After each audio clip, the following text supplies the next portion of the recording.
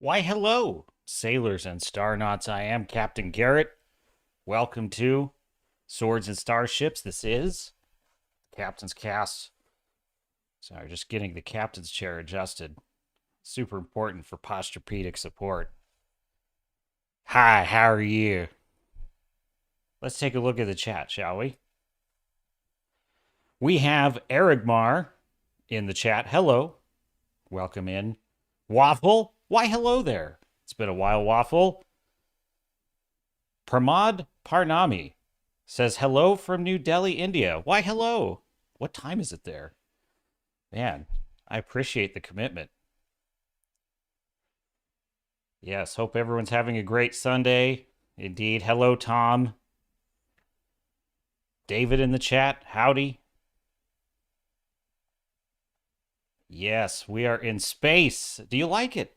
I'm working on the background. I told you, there are upgrades in progress. There are upgrades in progress. We are working on it.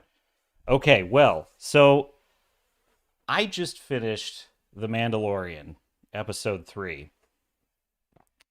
Is anybody enjoying The Mandalorian? Like, is anyone... I laughed out loud unintentionally, unironically, at the wrong thing 3 times in this episode. So we have the Mandalorians. They are, spoiler alert, everything is spoiler. Well, no, not John Wick. We will not be spoiling John Wick because we got to talk about John Wick. We got to talk about Captain Picard. And we got to talk about Marvel drama because there's like huge Marvel drama. So all of that is coming up in the stack of stuff. But I just have to get this off my chest right off the top. Okay, this was exactly, this is a confession. Captain is going to make a confession to the crew.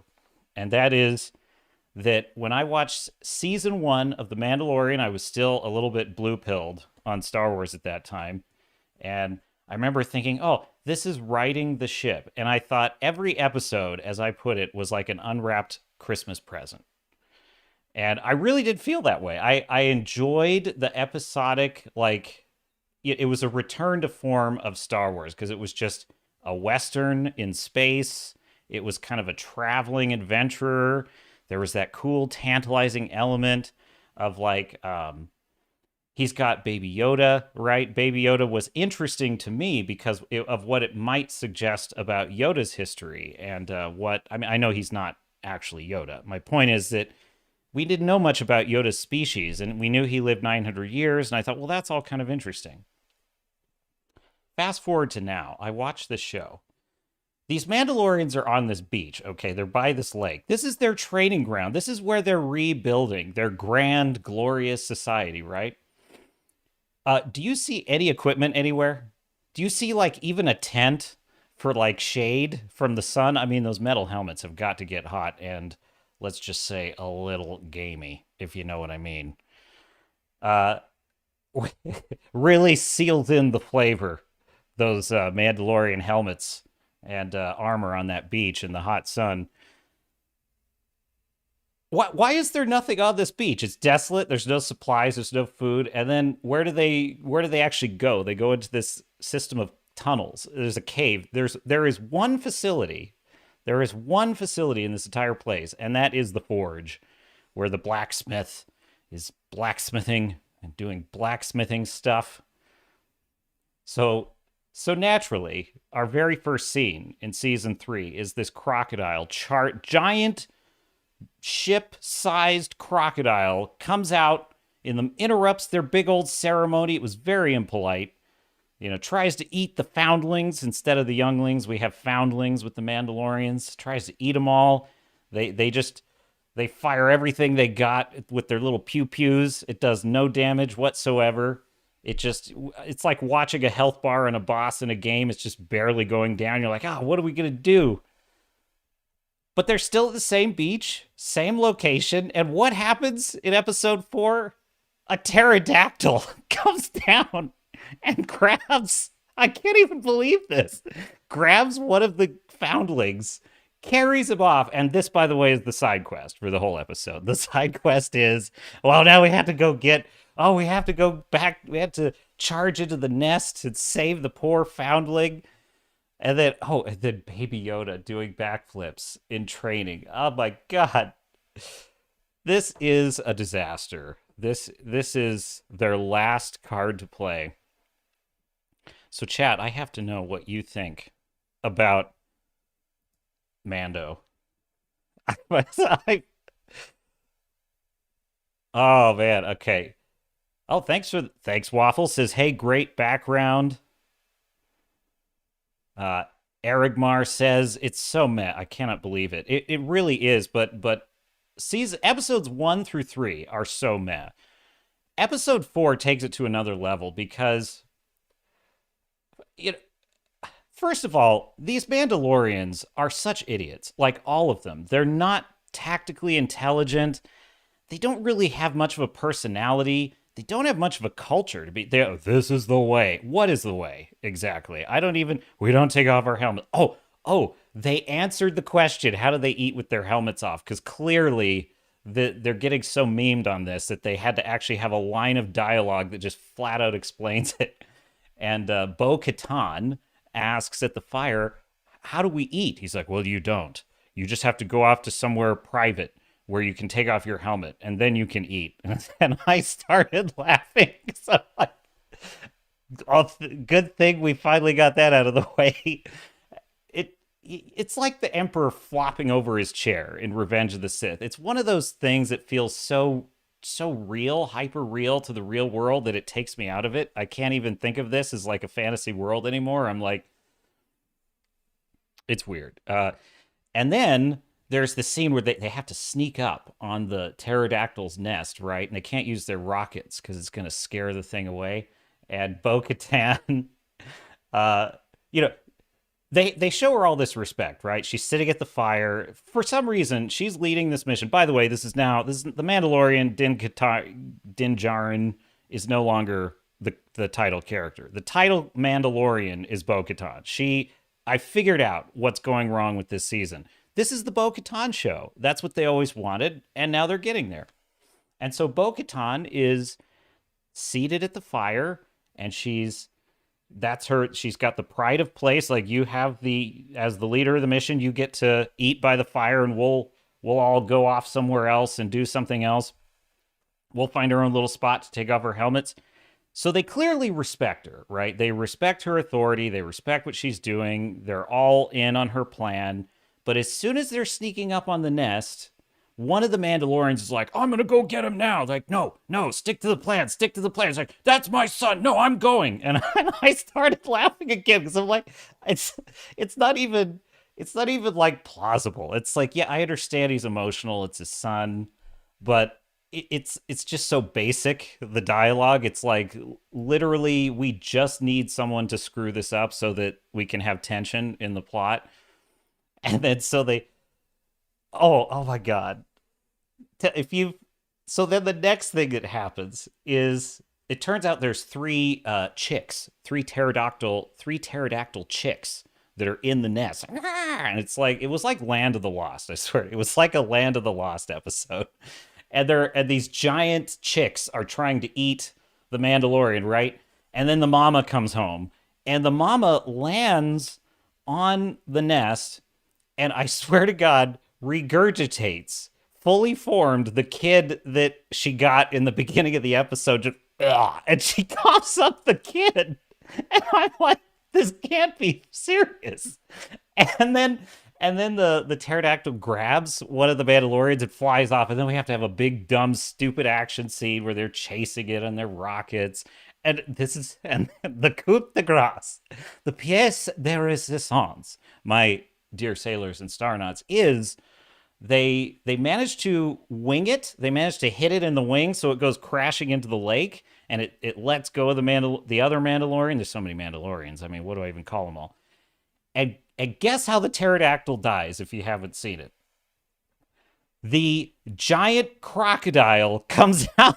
Remember our old friend, the giant crocodile from episode 1? He comes out of the water and eats the pterodactyl. And I could just tell they're so proud of themselves. Like, for this episode, they're just, oh yeah, that's tying it all together at the end. It's like, why are they on this stupid spit of land with no equipment, no society, no civilization, no culture? And I just can't help but think there was such a missed opportunity with this show, because if they had just stopped with all the nonsense about, all these side characters that the Mando's always running into, if they had really just gone fully committed in this season with, let's just explore Mandalorian culture. Let's just have the Mandalorians be on a planet. They're rebuilding their civilization. The Empire's gone.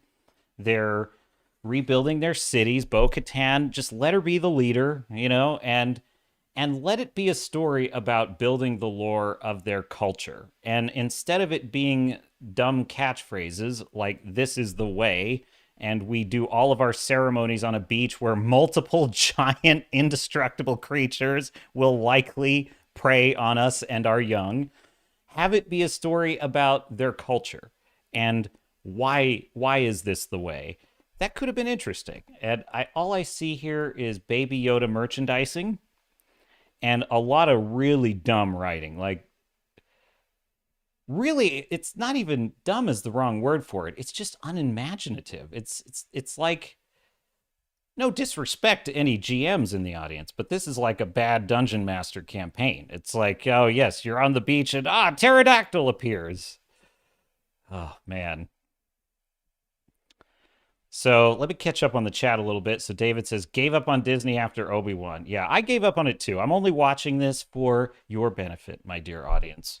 But it is kind of, I will admit, I actually enjoyed episode 4 quite a bit because I laughed a lot. I'm still laughing. It spits out the kid, but it's not like covered in saliva. The kid's not covered in saliva or digested or in any way damaged whatsoever. Just, then there's the kid. I'm like, what? Was it just carrying it around in its throat just for hours and hours? That's not even how like a mother bird feeding her chicks even works. So it's like they didn't even get that right. Agamar says, I swear, Erigmar. Erigmar. That's probably a character that is unfamiliar to me. I can only imagine. Erigmar says, I swear, they are written to be the most underwhelming warriors in Star Wars ever. Oh, and this episode, they're worse than ever. I mean, literally the guy that screws everything up, right? He goes charging. Oh, it's my son. I'm going to go get him. He goes charging into the nest. He was the guy that only like 2 minutes ago was like totally deferential to Bo-Katan. It was like, oh yes, you're in charge of this mission. You get to sit by the fire, and then immediately disobeys her orders in the next scene in the most implausible way. It's really bad. Erigmar goes on to say, no outer security perimeter, no sensor screen, no sentries, no robots, no defensive armaments or anti-air emplacements. Pathetic. It's not even that. They don't have food. Like, they have nothing. There's no structures of any kind. There's not even any ships. There's not even a hangar. Like, what are they doing? Like, they have nothing on this beach. And then they have this dumb training scene where they're just kind of like milling around, and it looks like a soccer practice. It's just like, it looks like the most boring, uninteresting. I don't see anything about their culture that's interesting in that. David says, sounds like 4-year-old playing with action figures. Honestly, I think a 4-year-old playing with action figures is more creative than the writers of this show, because they would at least be imagining the Mandalorians getting in their spaceships and doing things like that. And in this show, that there's nothing. They're on a beach, just them. It's almost as if, you know what it's like? It's like they're NPCs, and when Mando is not there, they're just kind of in their pattern, going in their loops, and then when Mando shows up, they immediately say whatever the plot needs them to say for him to get the next fetch quest. It's really bad. Classic bait and switch. Happy for Katie, but damn. Yes, I love Katie Sackhoff. But here's the thing. Katie's got nothing to do with it in this show. Unfortunately, her character is absolutely boring as hell. She doesn't really have a character. And if you know, I am a giant fan of the reimagined Battlestar Galactica series, and she was incredible in that show. Absolutely incredible. And her character had amazing complexity and nuance. I mean, she delivered a performance I think just few actors, but she just nailed it in so many different ways. And when you think of the character of Starbuck is so complex in that show, and then you take this character, there's literally a scene where she's sitting next to the forge, and you know, basically this is her journey, right? Because she's suddenly getting all this Mandalorian stuff thrust upon her, but she doesn't like argue with it. She doesn't complain. She kind of goes on this bit. Oh, I'm a Mandalorian now. Okay. Oh, I'm gonna go save this kid now. Okay. She gets back like, oh, you're the victor. You saved the kid. Good for you. We're gonna forge a piece of armor for you. What would you like? And she's like, I don't know. What should I get? And they're like, oh, well, we could give you this symbol. That a lot of Mandalorians like this symbol. And she's like, oh, I would like that. This is a character? Like, this is. She doesn't have any thoughts about whether she actually wants to join the Mandalorians. She's not interested in them selling her on this idea at all. She's neither a reluctant hero nor an eager hero. She's sort of neither. She doesn't. She's just doing whatever the plot requires her to do. Erigmar says, this is the girl boss Sundare show, LOL. I'm Sundare. Oh, you got me on that one. There is no plot. Like, this is just their last desperate attempt to sell more toys. And it must be desperate because I can't imagine that they're selling all that many toys, period. I don't even know if they're selling that many Baby Yoda toys these days because their interest in this show is sort of falling off a cliff. I've even got a headline to prove it right here. Try this headline. I'll probably have to adjust my browser here. Hang on. There it is.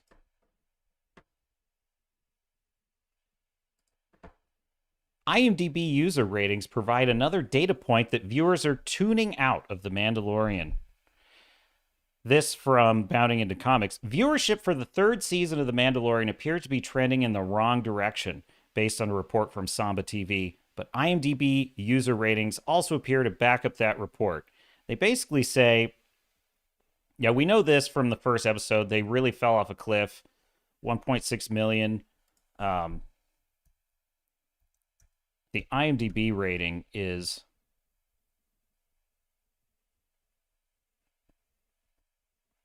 see if I can find it here. Yeah, third episode received the worst rating of the show's entire run with a 7.2. This is pretty much the most. The premiere episode got a 7.5. I mean, I don't put like a huge amount of stock in it, but what that tells me is that the normies are getting tired of this. The people that, you know, just don't quite understand what's not working are starting to get tired of this. And they're not, and are they going to keep buying Yoda toys, Baby Yoda toys? I don't know. I don't think so. You know, the character's not even that cute anymore, if I can be honest. I liked Grogu a lot in the first season. I liked him still pretty much the same in the second, but I was getting bored with it. I was like, okay, you know, we need to wrap up this quest at some point, or we need to advance the story. I was getting tired of him being this kind of helpless baby all the time. And now I'm almost kind of losing the cuteness factor because I'm getting the feeling I'm being manipulated all the time now. Like every single time the camera throws to Grogu, he goes, eh, eh. And I'm just like, okay, stop it. Stop it. Stop trying to like bait me with cuteness. This isn't a character. This is becoming a puppet that makes baby sounds. And that's really irritating to me. That they have this shot where Baby Yoda is training. Now, look, okay, I get it. We like practical effects. CGI is being overused, but there's a fine line between using too many CGI effects and going a little too far the other direction and saying we are committed to using a puppet for this character no matter what. and whatever this character must do as a puppet, we will just make it happen. And it's literally like seeing a stuffed toy do backflips. There's a scene in which Mando puts Grogu in front of one of the other foundlings, one of the other Mandalorian kids, and they've got to spar. I'm like, first of all, can I just point out how absolutely ridiculous this looks just on the face of it? There's this tiny little stuffed animal at the feet of this kid, and this is supposed to be a sparring match. It's not possible to suspend that much disbelief, even for me. I'm pretty nerdy. I can watch old Star Trek episodes, and I don't care that the ship looks hokey. But this is straining it even for me, because then the kid, they're trying to do the thing that a lot of like adventure stories do, where the kind of underdog is underestimated and winds up proving himself in the arena. The problem is it doesn't work with a puppet baby character. It doesn't translate. It's like this would have to be an actual character for us to have this connection. And then secondly, it doesn't help when Baby Yoda does a flip over the kid and then does a backflip. It is the most... How do you even describe how absurd it looks? It literally does look like a kid that was playing with toys making this. So, yes. David says, sorry to put that burden on you. It is not a burden. As I said, I truly enjoyed episode 4, just not for the reasons they wanted me to enjoy it. I did not enjoy 1 through 3. That was torture, but episode 4 was good for some laughs. So I endorse watching episode 4, because you will not believe. You gotta see the Baby Yoda flip. You have got to see the mama pterodactyl regurgitate the kid. You've got to see the payoff with the crocodile eating it. They just keep coming. And then, and we're also treated to a flashback of the Order 66. Really? We're going back to that well again? I am so over seeing flashbacks of the Order 66 event, and it's not even an interesting take on it. You know, there's a certain amount of interest in seeing, what was it like for those that survived it? That was kind of cool in the very beginning. That idea was fine. Now they're just going back to that well over and over, and it's like, okay, that's no longer interesting. But worse, were we really curious how Baby Yoda escaped?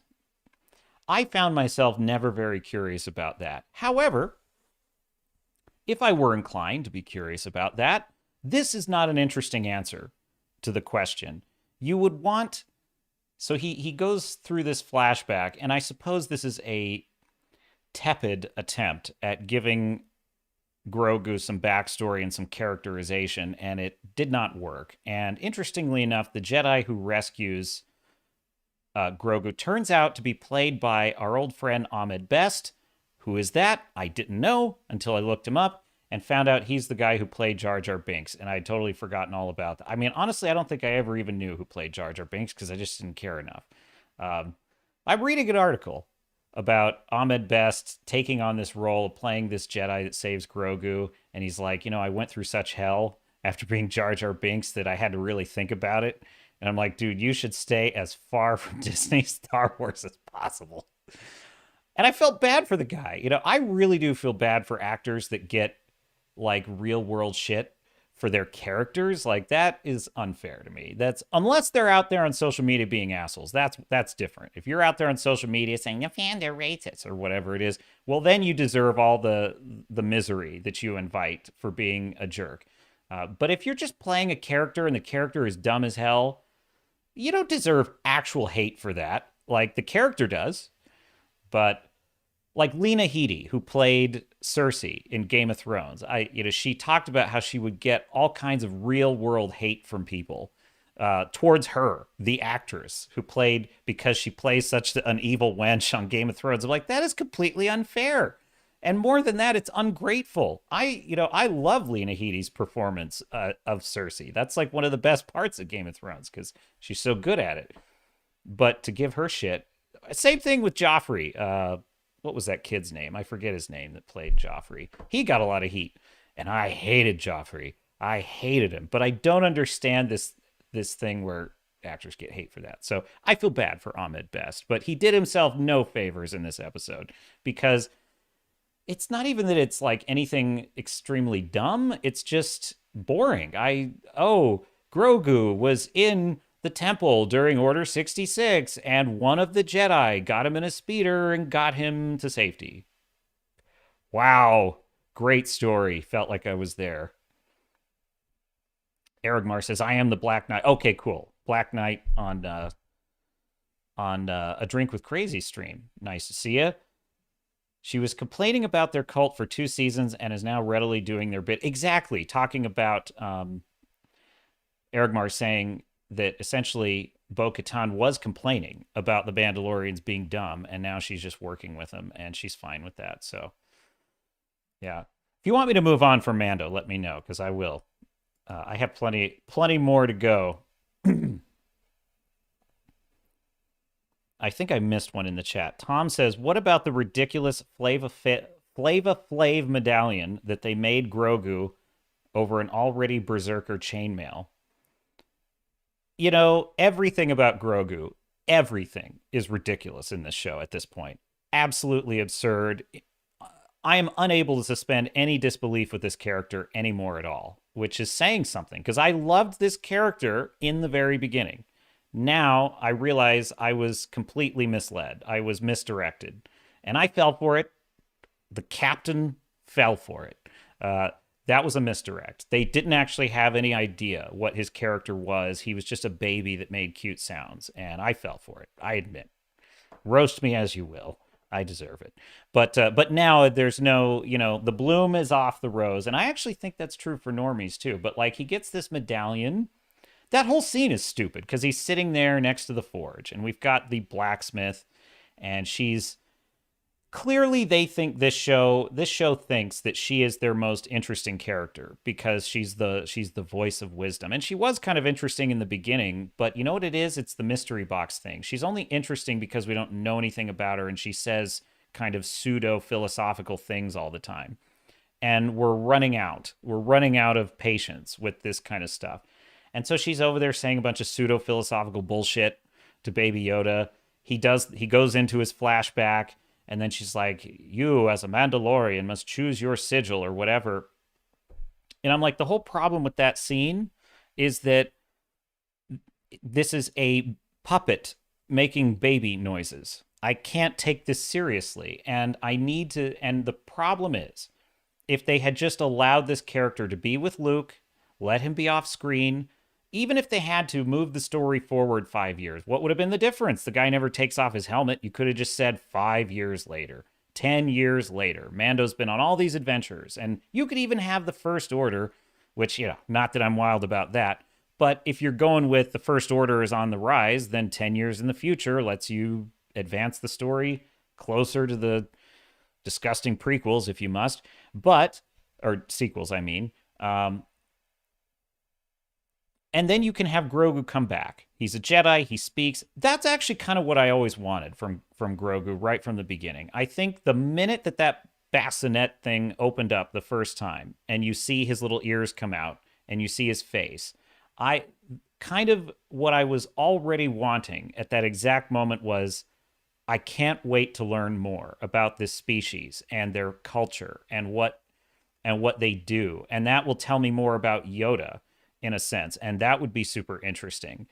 And all they did was create a stuffed toy that's never going to be anything other than a baby. And that is incredibly boring. And that's the problem with, he picks the medallion, he gets rescued from the temple, he spars with the... who cares? Like, who cares? It's a puppet. I don't care. And this is not me bagging on sci-fi stuff. This is not me saying that puppets in films are stupid. This is me saying the way they're doing this, that's all it is to me. And it's not helpful. The Star Wars bar scene has more compelling characters in the original film, has more compelling characters than Grogu that are puppets. Turn off, tune out, drop Disney. Yes, we are gonna... I just had to get this off my chest, so we'll move on soon. I'm gonna catch up with the chat, and then we'll move on to our next topic. David said he's like a codependent girlfriend, meaning Mando with Bo-Katan. Possibly. But by the way, he has nothing to do anymore in his own show. Din Djarin has nothing to do in this show anymore. It's like he's been rescued twice. He's done almost nothing effective. Has he done one effective thing in these 4 episodes? Think about it. In the beginning, okay, he did take out the crocodile with a torpedo. Please don't remind me about that. He has he got captured twice and rescued twice. No, yeah, he got captured twice. He's almost been eaten multiple times. He's been ambushed almost every time he's been.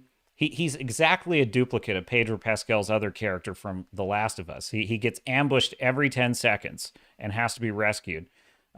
He did get his Mando status back, but that's because he was rescued. And in this episode, he has to defer to Bo-Katan to lead the mission, so he hasn't done anything effective there. He tried to rebuild that robot in like episode 1, and he screwed that up, which turned out to be a bad idea. And then he killed all those pirates, but he left one alive, so now he's got pirates on his tail. Oh, by the way, what happened to the pirates? I thought that was going to be their setup. Whatever. Uh, Erigmar says Book of Boba Fett was atrocious too, and I hear Boba Fett is coming back into this show. Which, yeah, Boba Fett was awful. That show was awful. David, he's like a okay. Read that one. Erigmar says it was one of their crappy mystery boxes. Absolutely. David says unless they're Brie Larson. Erigmar says Brie is obnoxious. Brie needs to start microdosing or something. She looks unhappy 100% of the time. Yes. Poor Brie. I watched Avengers of Infinity War and Endgame last night, actually. My cousin and I. He hadn't seen the films in a while, and he was kind of thinking about watching them. I said, all right, we'll watch them. And yeah, I sort of consider that the end of the series, but the end of the MCU for me is Endgame. That's it. That was a good enough ending. I can live with it. I love that ending.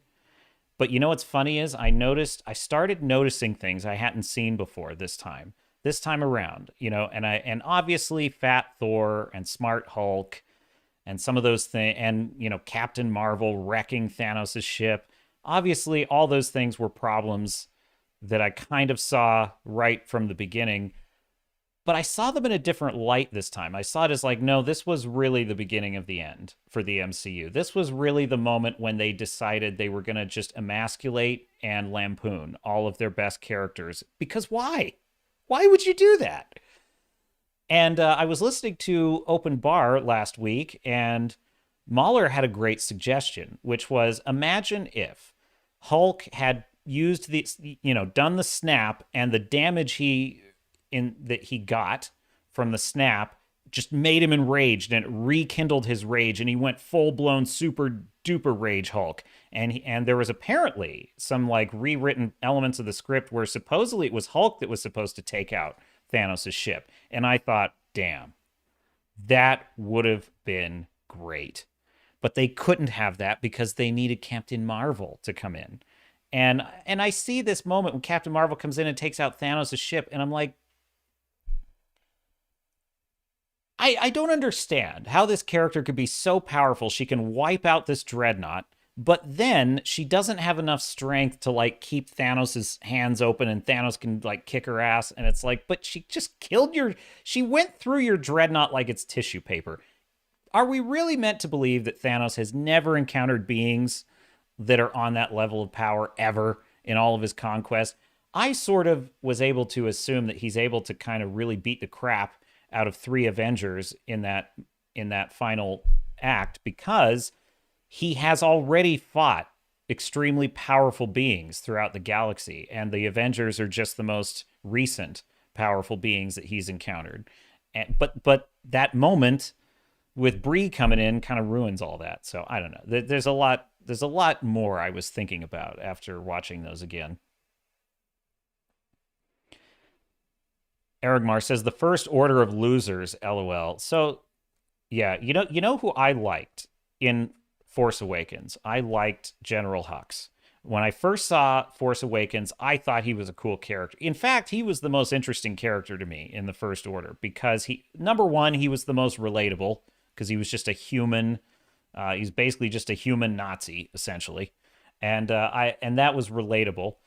But it's more accurate to say totalitarian because that word has been so misunderstood in recent years. It's like I don't even people use words now and they don't even know what they're talking about anymore. But essentially, he is a totalitarian general on an absolute megalomania power trip. And just that speech he gives when they fire off Starkiller Base was super cool. And I really enjoyed it.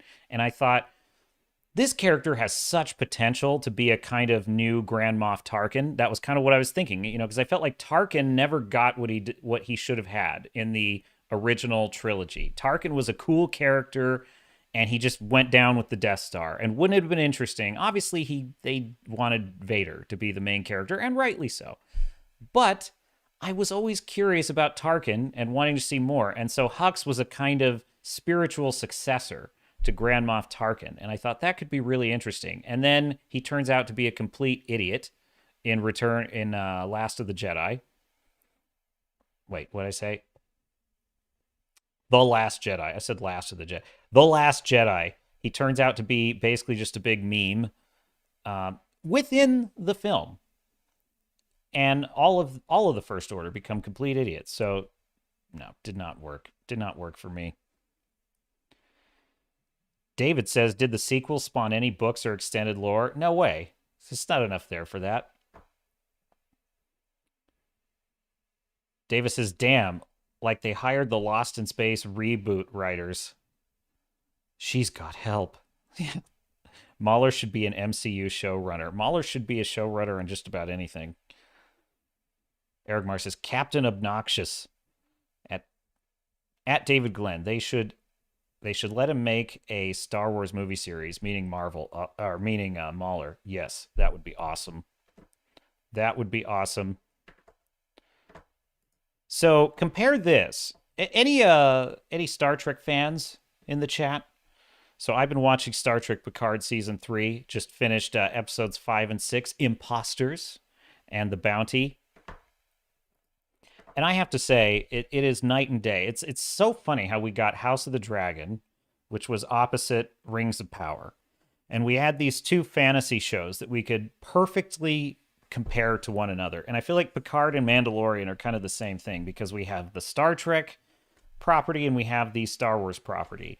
And in the case of Star Trek Picard Season 3, we have this fluke where it's actually honoring the lore of Star Trek, and it's actually rebuilding these characters in this brilliant way. And one of the things I really am enjoying about Picard is that the younger generation of characters they're likable, they're interesting, they're competent, and you can believe that they belong on the ship, but they don't step on the older generation. There's this give and take between them and the older generation that is perfect because they're younger, they're more willing to take risks, they're a little more daring, they're a little more headstrong, but the older generation is more competent and more experienced and a little wiser.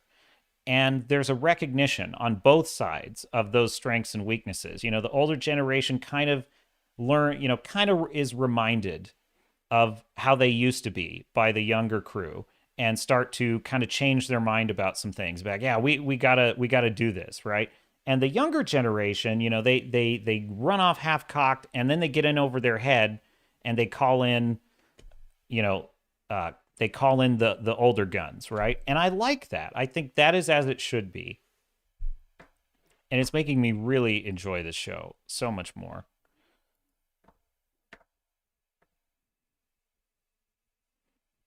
And Star Fury 0001 says, not a fluke. It is the Metalis effect. Ooh, I like that. Not only does that sound Star Trekian, the Metalis effect, Terry Metalis being the de facto showrunner of this season, but might we coin the Metalis maneuver? The Metalis maneuver, which is when two shithead loser hack writers like Kurtzman and Akiva Goldsman fuck off to do other crap that nobody's going to watch. The Metalis maneuver is to, kind of slide in and write a super epic, awesome show that just delivers as much fan service as possible in every single episode. There is a scene, and I will not spoil this. I won't spoil this scene because it's just so beautiful, and I want you to experience it if you haven't. But they go to the Starfleet Museum. And as you might imagine, there are things in the Starfleet Museum that are connected to Star Trek history and lore. And there's just this moment where they're looking at some of these things, and it's just beautiful. It is just absolutely beautiful. And it's almost as if right there is this kind of love letter to Star Trek, because we know this is the last time that we're going to have someone who cares about it writing it. And I wish I could believe that this might turn things around, but it won't, because, on one level, Kurtzman and Goldsman, they are what they are. They're creatures of their industry. They're corporate idiots that are there to make money and play the political game. They don't, you either love the artistic craft of something or you don't, or you're working on something that just isn't what interests you,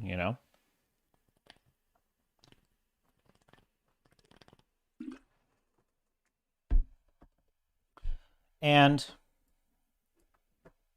Starfury says, the crew is respectful of their senior commanders, which is a first for Kurtzman Trek.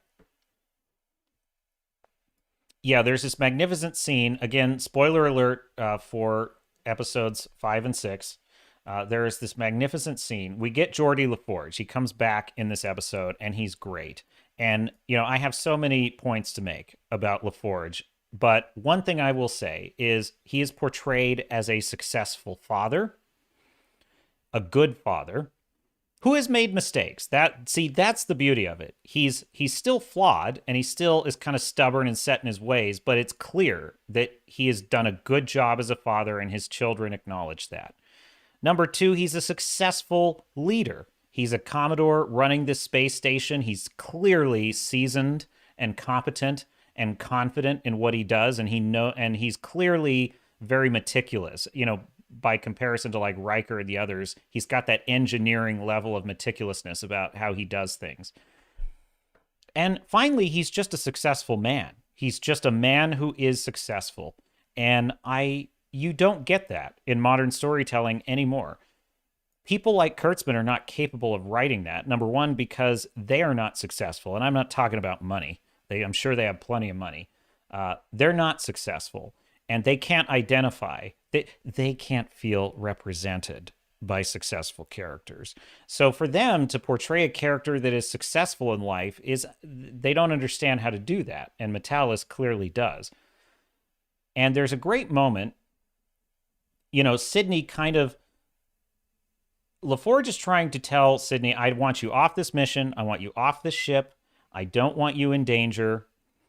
And she pushes back. And if this had been Kurtzman Trek, it would have been girl boss is giving her old, out of touch, patriarchal father the business. And she is teaching him a lesson because he needs to step aside. We need to kill the past if we have to, because it's time for us younger people who understand how the world should work. And of course, he would have been a deadbeat dad if this had been in Kurtzman's hand. It would have been all about how he had failed in all these different ways, and he was estranged from at least one of his daughters. He would have been estranged from it. By the way, his own LeVar Burton's actual daughter plays Alondra, one of his daughters on this episode, which was awesome. And they would have, at least one of them would have been estranged, if not both of them. And Sydney certainly would have been. Instead, we get a scene in which Sydney absolutely stands her ground and says, this isn't like you. If you were in my place, you would have stood up for what was right. And he pushes back and says, you don't understand what it's like knowing you're out there when you're in danger, referring specifically to the event she had just been through. And there's this push and this pull, and she ultimately is kind of winning the argument because she's pointing out that, hey, you're the one that taught me that this is how we do things. And she basically just says, I'm an adult, this is my career, and it's my choice, not yours. And the difference with that and the sort of girl boss lecture that we get in other shows is that she has a point. She's pointing out that he is overstepping and that he is inappropriately trying to protect her when she is an adult that has career choices of her own. But even within that, she's also acknowledging that she's acting on what he taught her as a child, which is acknowledging that he was a good father who taught her good lessons. And what she's really saying is, you're betraying your own principles. This is not you. And that ultimately convinces Geordi to kind of help eventually. And I really like that. So we get that moment and then there's a moment where like he's using a tool and she says, oh, Dad, that's the wrong tool. You want this tool. And it shows that she's kind of intelligent. And normally that would be kind of a red flag because you're like, oh, of course, she's smarter. She's better at everything, right? But it's not that at all, because there's another moment in the show where she's trying to install a cloaking device and it's going very badly. And even though she's pretty talented, she's like, I can't figure this out. And then you hear Geordi LaForge come in. He's like, but I can. And he immediately takes command and fixes it in beautiful fashion. And that's the difference. There's balance. There's push and pull. There's two people arguing and both have points. Both are right. And that's the difference and that's why I'm totally okay with her calling her dad out on the carpet, because in that situation, the audience is not being assumed to take one side or the other. The audience is invited to simply listen to both sides. And you understand Geordi's perspective in that he somewhat selfishly wants to protect his family from harm. It's like, that's what he wants to do. But she kind of reminds him conversely that, when you were younger, you took a lot of risks and you weren't wrong to do it. So, yes, the Metalis effect, the Metalis maneuver. Eric Mars says, I plan on watching the new season after I finish my new novella. Oh, awesome. I'll tell, if you're interested in sharing details about your novella, drop it in the chat. I'm interested to hear. How close are you to finishing that? Yeah. Is your novella sci-fi? I suspect, if you're anything like me, when I'm writing a book, I avoid watching things that are too close to what I'm writing because I kind of live in fear of, being derivative. So I don't want to take that risk. When I was writing my books, Blood and Oak, the epic high seas sword and sails adventures, the link is in the description if you're curious. I would not watch the show Black Sails because it was too close to what I was writing.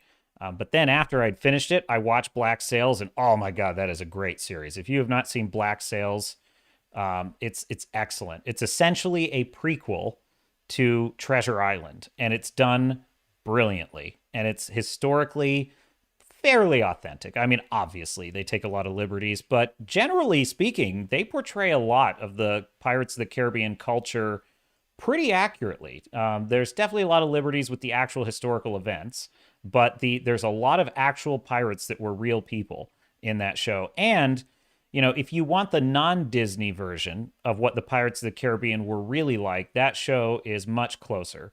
And obviously, because they're not walking skeletons, but you get my point. Like, if you want to see the real Pirates of the Caribbean, go watch Black Sails. Oh, what a show.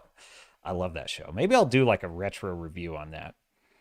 Starfury says, you can tell Metalis loves Star Trek. Don't you love competent, loving fathers who are reflected by their daughters? She did teach him a lesson, one that he had taught her. Yeah, exactly. Even as she's telling him he's wrong, it's from the perspective of, this is what you taught me, and I admire you for that. And this is not to say that I'm against characters in a show ever not liking their parents. My point is, it's nice to see. Well, here's the thing. Number one, we're dealing with legacy characters we already know. So that's number one. We already know that these are characters of high moral character because we saw them in Star Trek The Next Generation. But number two, this is the Federation. This is the future in which humanity is more enlightened. I should expect most parents we meet to be loving and successful parents. That should be my expectation as a viewer. It should be rare in this world that we're encountering deadbeat parents. And so this is another sign that Metalis understands Star Trek.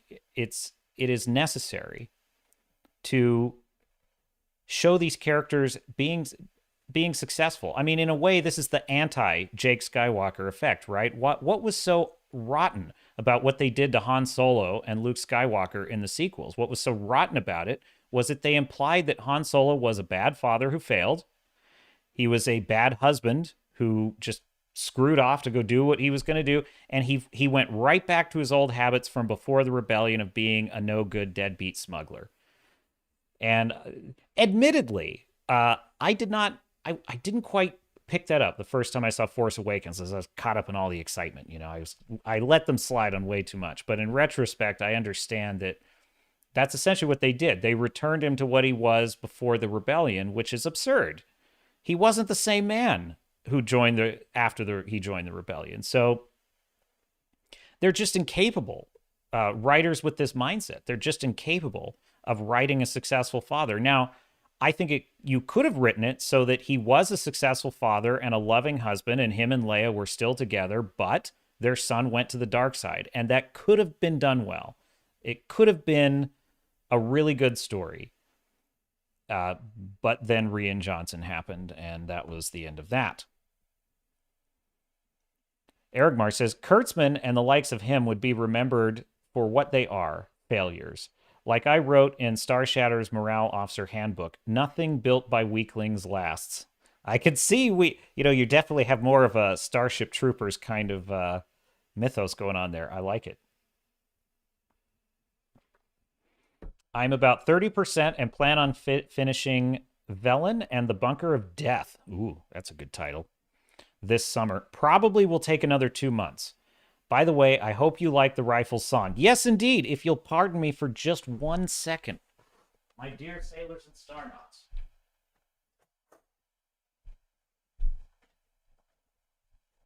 There it is right there. See if we can get a good shot. Velen, the rifle song. This is by our friend in the chat, Erigmar. Also is known as Black Knight. There you go. So check this out on Amazon. That's great cover art, by the way. May I say, sir? That is excellent cover art. And thank you for bringing back busty green women to sci-fi. You don't know how that warms my heart. There are far too few busty green women in sci-fi. Would you agree? I would agree. The captain has pronounced judgment. There is too few. Starfury says, the nihilistic makers of most IPs. By the way, what I'll do is I'll read through this, and when I get through it, I'll do an Iron Age review. So, no pressure. Starfury says the nihilistic makers of most IPs are incapable of showing original characters as incompetent in all aspects of life. I think you mean competent, perhaps. Because I think if that's what you were saying, I totally agree. The nihilistic makers of most IPs are incapable of showing original characters as competent in all aspects of life. I think that's what you were saying. Correct me if I'm wrong. But they are, and this is absolutely, I think sometimes we're just a bit hard on our woke friends. Sometimes I think that what it is they too feel the pressure of a modern society that has abandoned kind of humanity in some ways. And some of them are not, they know something is wrong, but they can't put their finger on it. And I don't want to get too far in the weeds here, but I just think we live in a society where we have spent so many years being told that we need medications for everything. We need, someone who goes to work every day at a 9-to-5 job in a cubicle and feels depressed, goes to their therapist, and the therapist says, oh, you're going through depression. Here are the symptoms, and here are your drugs to medicate your depression. But could it also be that there's something about going to a cubicle every day And I'm not saying that, we should abandon all technology and, go back to living on the savannah. I'm just saying maybe there's other reasons why something is not right, right? And I think that Twitter and TikTok and all these things are exposing that we are becoming increasingly isolated, and people that are looking for an answer to that and looking for a solution, who are in pain, tend to react in bad ways, I would say, online, some of them. And so my point is, some of that nihilism that is seeping into storytelling is partly a consequence of, I think, modern civilization not helping people find better ways of negotiating this. I mean, figuring out. Look, I'm kind of an old soul. I sometimes think the world is far too loud, far too noisy. There's all these. Think about how many motors and engines and, just loud, just beep, beep, beep, and just all the sounds you hear on a daily basis. You never would have heard that 400 years ago. For most of human history, you never would have heard sounds like that 200 years ago. And I think that's why I enjoy historical fiction. I love writing story. Now, I'm not saying that back in the ancient times everything was rosy and beautiful. Believe me, if you walked in the streets of ancient Rome, the smell would probably kill you. I mean, you wouldn't even be able to imagine how bad it smelled in the streets of Rome in, like, say, 200 AD. So I am not painting a overly rosy picture of the past. All I am saying is we have new challenges, and it's causing pain in our civilization, and I think we're using the wrong things to fix it. We're using the wrong things. We're using too much Adderall. We're using too much antidepressants. I'm not saying those things don't have their place. I'm just saying we're using too much. And we're not considering that maybe we're spiritually disconnected. Maybe there's something we need in our core that we're not getting, and we need to think about that. And our woke friends are writing stories that posit that the reason for all this pain and suffering is because of whatever enemy has to be stopped, whatever injustice is being committed, and that is their answer for it. Or their answer is, if the wrong people can just be silenced, etc. But in terms of the storytelling, it's that they see the world as, it's just a cynical view. It's a cynical view of the world. And I tend to think maybe it's growing pains. If we could just keep from inventing Skynet for long enough, or, blowing ourselves up, we might just figure it out. That's my very optimistic projection, and quite the stream of consciousness rant. We don't need Ergmar says, also known as Black Knight, says, we don't need meds for everything, but go be one with nature and spend some time with family and friends. Embrace the small but positive things in life. The more you do that, the better your life will be, yours and those you care for. Yes, that is well said. Has anyone seen John Wick 4? Let's talk about John Wick 4, shall we? Oh, man. That is 3 hours of absolute mayhem, and I enjoyed every minute of it. Pulling up a couple of headlines for you that will aid us in our exploration. John Wick box office. Try this headline.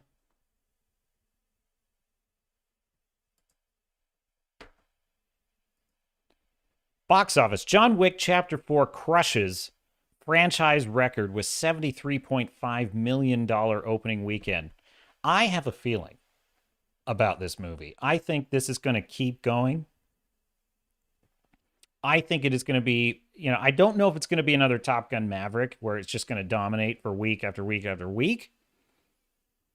But I think it's going to do very well. I don't think it's going to see that fall off a cliff. And here's the thing. This movie had a $100 million budget. Think about the absolute truckloads of money that Disney and Warner Brothers are spending on these failed superheroes. You've got Shazam, Ant-Man and the Wasp, Quantumania, losing them money. You've got Every single superhero movie that Marvel has come out with the exception of Spider-Man No Way Home, has been either well below what they wanted or an outright failure. Every single one of them has been receiving just absolute negative reviews from the fans. And then you take a movie like John Wick, which is able to deliver these incredible action sequences, but on a budget of $100 million. And then it's doing way better than these superhero films in general. John Wick Chapter 4 knocked down the box office competition, collecting a remarkable $73.5 million in its opening weekend. The original John Wick did $14 million in 2014. Its sequel, Chapter 2, $30 million. And the third film which was the previous series high, $56 million in 2019. So think about that. First film did $14 million. This film is doing $73. And here is why this movie is doing $73 million, because it's freaking badass. It is. There are no less than 6 action sequences in this film that are some of the coolest, most inventive action sequences I've ever seen. There is, no spoilers. I won't spoil any of the plot details, but I may spoil I'm not gonna.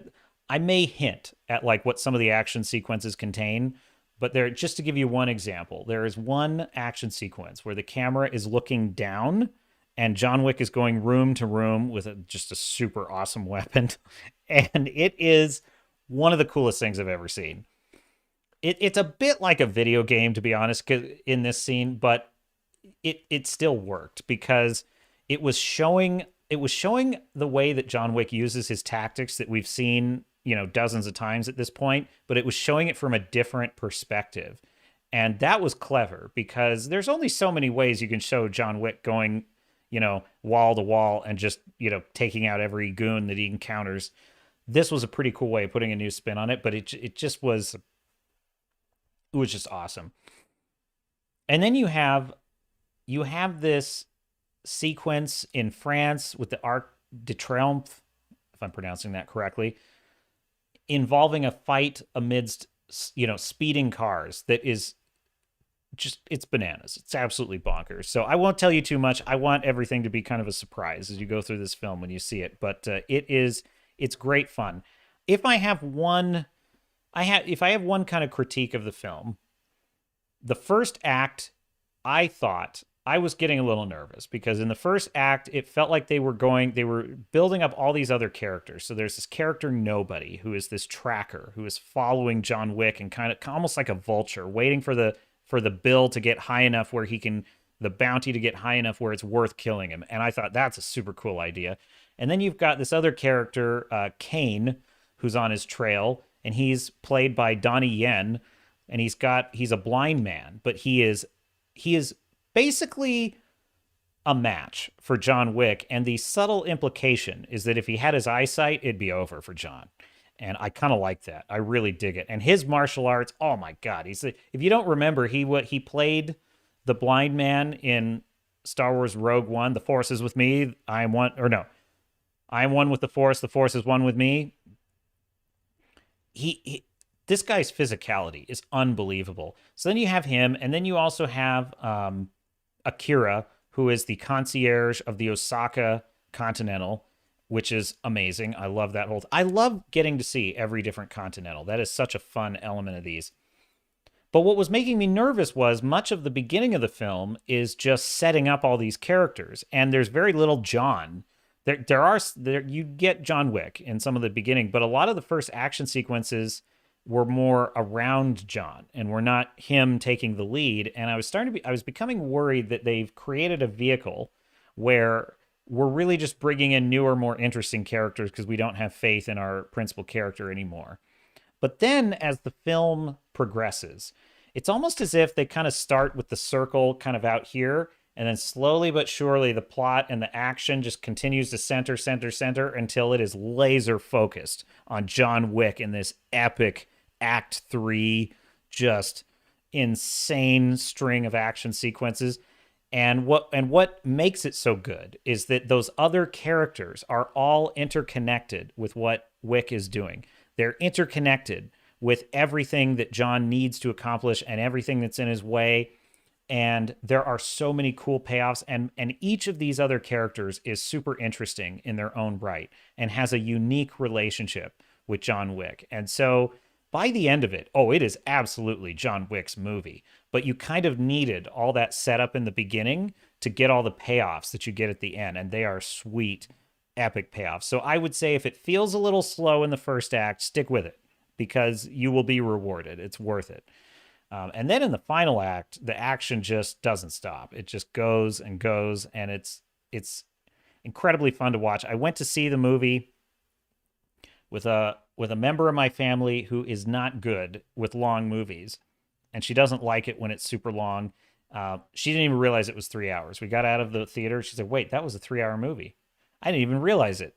So it moves at a brisk pace. That and this movie, it's just fun. It's just gonna, and that's why it's gonna have legs.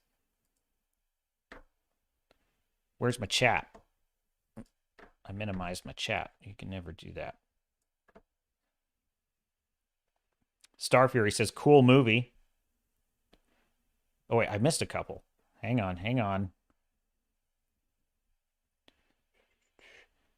Eric Mar says well, I read that one. Eric Mar says we might just invent wholesome net. Wholesome net. No, not on this channel.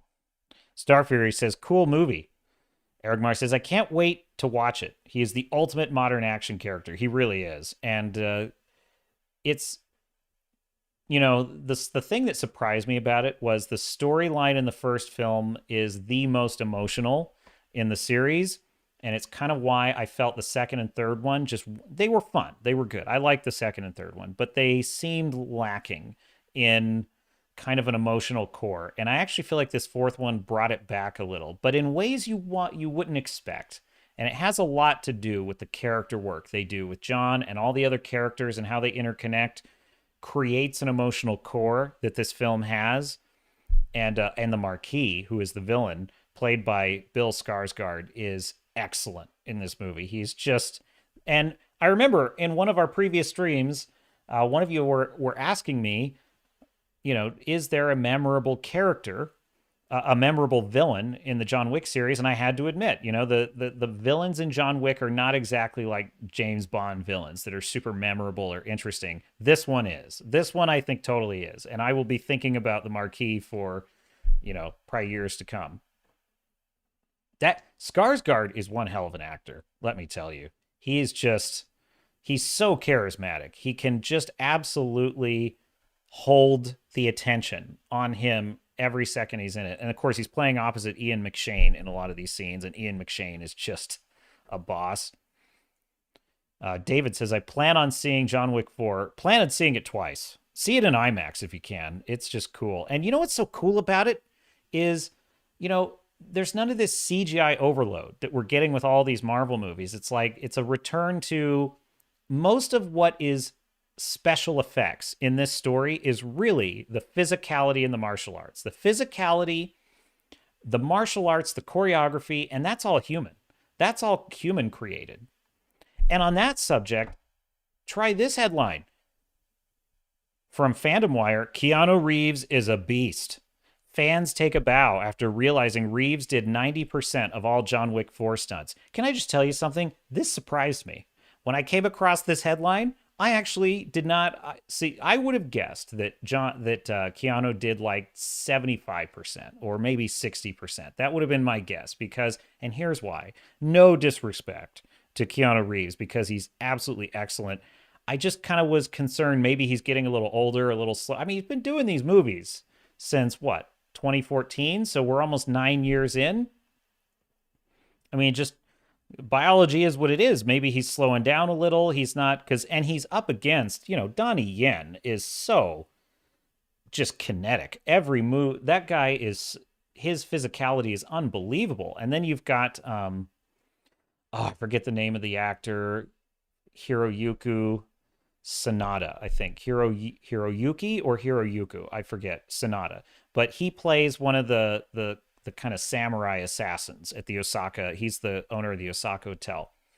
And he's got this incredible martial arts physicality. And so when you've got Keanu with all these other just incredibly talented people, sometimes is it possible that he's looking just a touch slow, right? And so my thought was they probably would want to have more of the stunts, some of the stunts at least, done with other actors.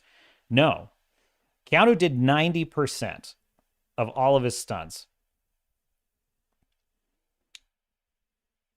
I'm trying to find, let's see, where is the tweet? So this is from the Discussing Film Twitter account. Keanu Reeves did 90% of his own stunts for John Wick 4. Source was ET Online.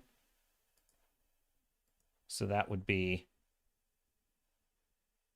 yeah, that would be this article. So we'll skip that. So that source is ET Online.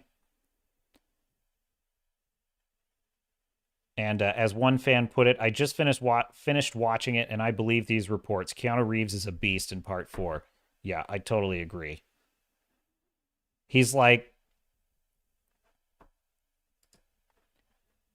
I mean, does the man stop for, this is the thing, if you've ever seen any of the training that he does behind the scenes, it's really impressive. He is, and I've heard he has an amazing work ethic. I've heard that like he just won't quit, and he's a super nice guy to work with on set by all accounts. But he is in there learning these martial arts, these jujitsu moves. And it's kind of funny to watch the behind the scenes when he's doing all the gunfighting, because they do put in all the actual effects of the guns firing and everything, all that's put in post, obviously. So you kind of just see him moving through a room and no sound coming out of the gun. But even that, it's just amazing to have the amount of choreography you need to do all those gun fu fight scenes. It's incredible.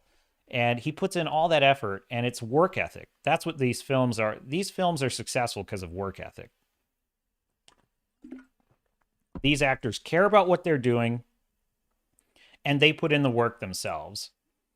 And this is the thing. How can superhero movies compete with this? Superhero movies need to start getting disciplined with their budgets if they have any hope.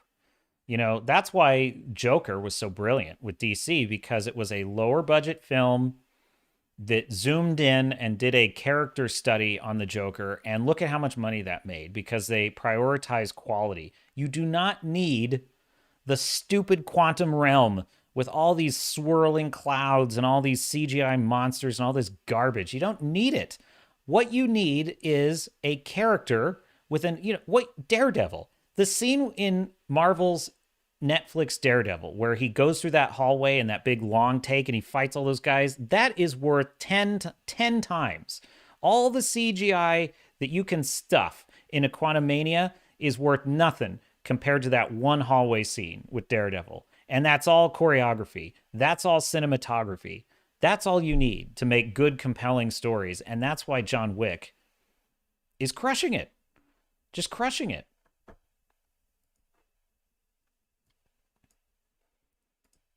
And I'm behind on the chat because I can't stop talking about it. Erigmar says, we will go to the movies for the first time in years just to watch John Wick. Shazam? No, we are calling it Felazam. You know, to be fair to Shazam, I never watched the first one either. I couldn't. It's a kid's movie. I'm just not into it. No disrespect to anyone who likes it. It ain't my thing, okay?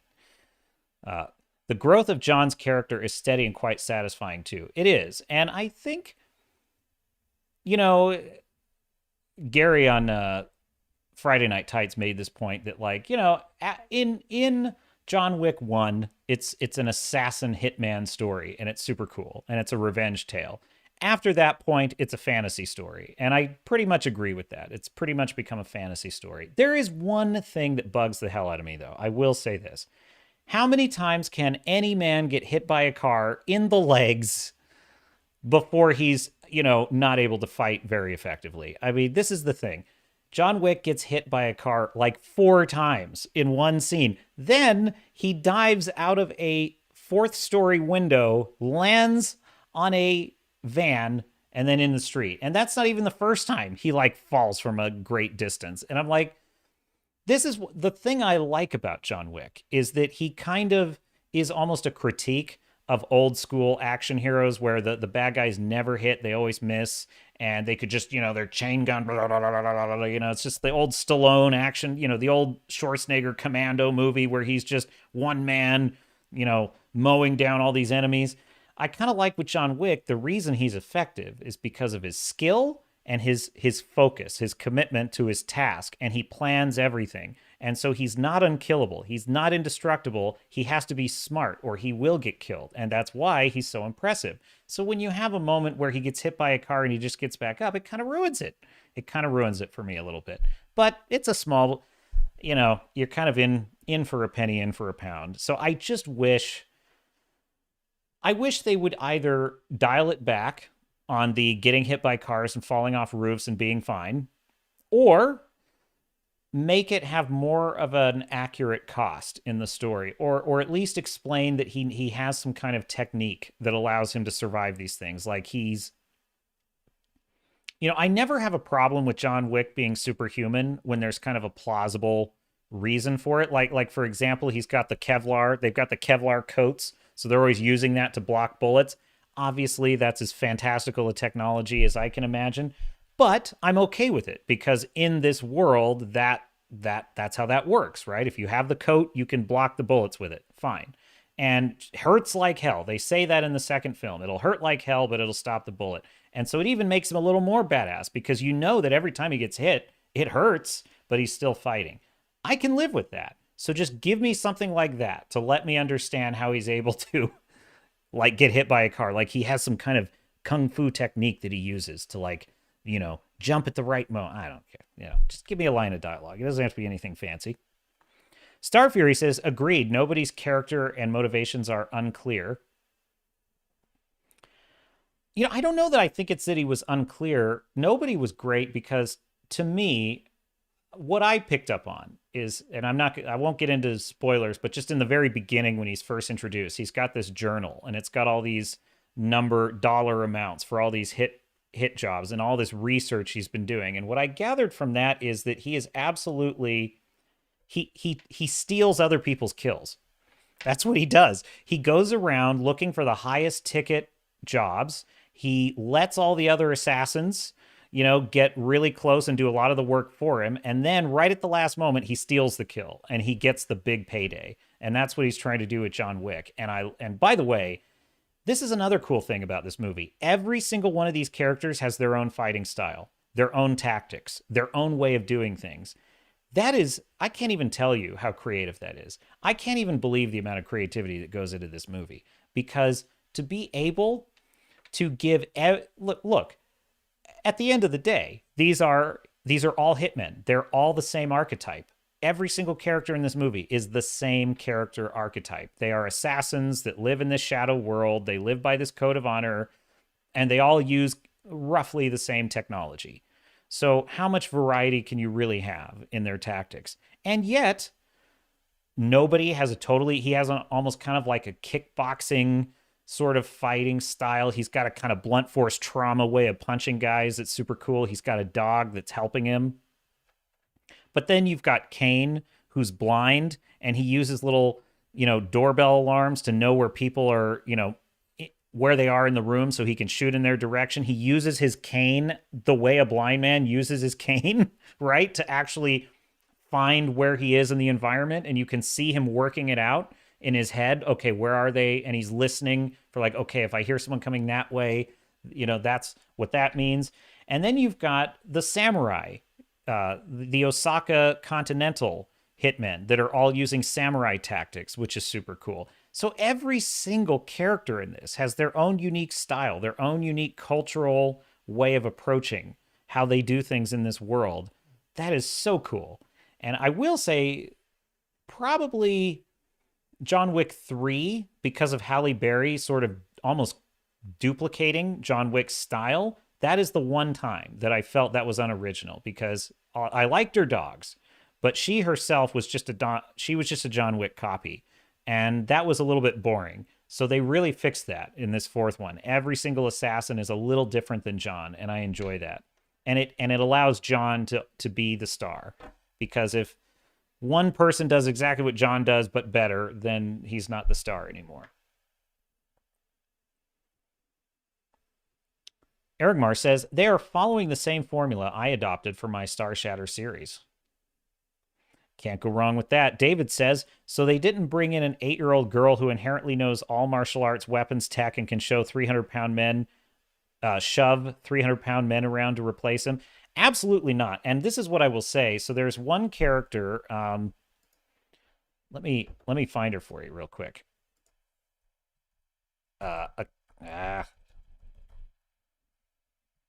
Akira.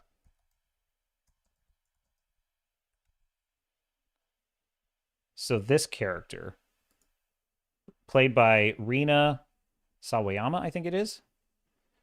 Yeah. So she is the concierge. No, I'm not subscribing to Collider. Give me a break. Let's go to good old-fashioned image search. Here we go. There she is. Make sure I got a good view in my... Oh, sorry. Switched my browser. My bad. There we go. So yeah, this character she's the concierge, and she's also the daughter of Sanada's character, he's the samurai owner of the Osaka hotel. And you would think she would be a total girl boss, right? You would think that she's going to totally steal the show. She's going to be thrown around, accommodating stuntmen, all this stuff. And it's quite the opposite. Like, her way of fighting is she uses speed and agility and athletics to kind of outmaneuver the larger men. She is not able to throw them, but she is able to slip under their blows. She's able to climb up on them. She's able to use knives to kind of stab at their weak points. And she kind of like mosquitoes to death this one guy with just 1,000 cuts, and it's freaking brutal. It's so good. And it does not steal the show from these, because there's actually sumo assassins in this one, and they're freaking awesome. And the sumo assassins have their own style of doing things. And you would think that like they'd be kind of big targets, and of course they are, but they're not they're not stupid in how they fight. So the film is very aware that there are physics involved in each character's abilities. Each character has different physics thresholds of the things they can do, except for John. He can fall from buildings and be fine. But everyone else, there's also a guy in this. Oh, the poker scene. I love the poker scene. When you get to the poker scene, just sit back and just let this experience happen. Don't question it. Because I was questioning it. At first, I'm like, what is the point of this scene? I don't understand what the point of this is. But then I kind of just said, screw it. I'll just go with it. And I'm glad I did, because it was... You know what? It's one of those weird things where you just know that somebody writing this film had an idea for a scene and it was kind of off the wall and they just went for it. And those are, in my view, the kinds of things that make films memorable. The things that make films memorable are very unconventional scenes. Give you an example. I recently saw the film Pearl, which is a horror movie. It's a prequel to the film X. If there's any film threaders in the chat, Chris Gore reviewed it on Film Threat. And there is this scene in which she just is doing this monologue for like 10 minutes. And Chris Gore quite accurately said it was awesome. And I watched it recently, and it is awesome. It's unbelievable. It defies all logic in how you would write a scene. And it is very much Mia Goth's performance also. It's well written, it's the writing, but it's also her performance is so good. She has all this emotion and expressiveness while she's saying it. So if you like horror, if you haven't seen Pearl, it's excellent. It's an excellent film. I'm going to do a review on it. And it's so unconventional, but it's so memorable. And so this poker scene in John Wick 4 is kind of like that for me. It's odd, but in a good way. It's very odd. And yet you're with it. You're just like, okay. And of course, I'm a poker guy. So, by the way, if I may offer one very, very, very teeny tiny spoiler, the game they're playing in this poker game is 5-card draw. And I loved that. You know why? Because we went through that period of 20 years where Texas Hold'em was the only poker game that existed for all time. And it was the only game anyone could talk about. And I love Texas Hold'em. I really do. But there are other games in poker. And so I liked that he wasn't saying Texas Hold'em. Okay. There is also another reason why it's 5-card draw, but it's neither here nor there. So yeah, no implausible girl bosses in this film. Well, at least that are no more implausible than John Wick himself. Let's just say that. So, Star Fury, the end scene, be careful that I read this, made me choke up a bit, especially the inscription. Yes, it was very good. And yeah, I won't say any more. Bitfer Daho. Let me see if I can pronounce this. You got to understand, my chat is like, the text is small, so sometimes I have trouble. Oh, I can't see. The text is too small. I need my bifocals. Bifer Dahabit says, I appreciate you. I never miss a video. Well, thank you. I appreciate that. And I'm always open to feedback. If there's things that you want to see more of, let me know. If there's, one of the pieces of feedback I got was that my background was lacking, and I knew that. And so I upgraded the background. So let me know what you think. I'm kind of digging it. I kind of thought, I didn't know if it would work out, but I think I'm liking it. So, Erigmar says, Keanu is immortal, LOL. Yeah, I will say, it's my one little critique of John Wick. I have a couple little critiques. And the whole reason I liked that first movie, not the whole reason, but the whole reason I liked the premise was that John Wick was a different kind of action hero. He wasn't quite like Jason Bourne, where it's this hyper-realistic kind of super spy character. Neither was he this kind of outlandish 80s action hero. He was this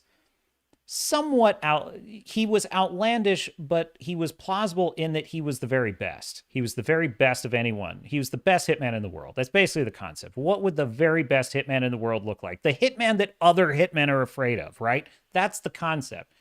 And they established that through his tactics. That's what made it so cool to me.